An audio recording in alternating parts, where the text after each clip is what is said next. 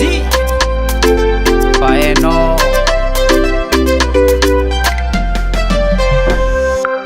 raha tsara hoenao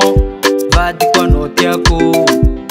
izy koa volagnolozegny aza tao ampiasa lô anao fikiriko mafy za idôko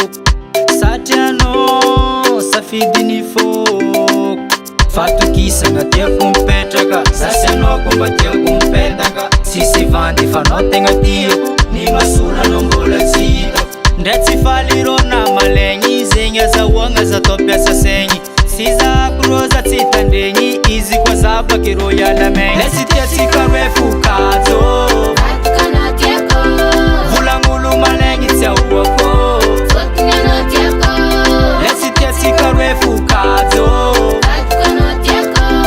volagnolo malegny tsy ahoako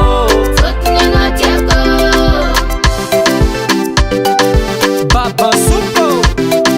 Dubla ZMR tiako anao za tsy avandy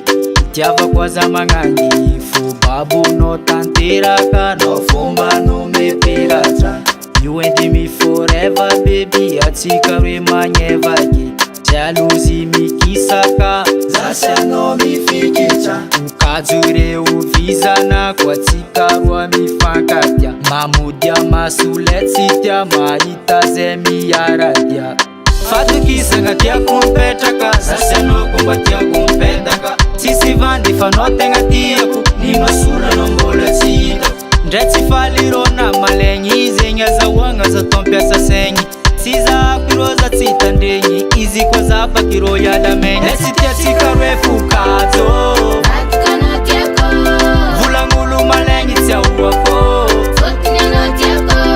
lesy tiatsika roe fokajo volagnolo malegny tsy ahoako big respect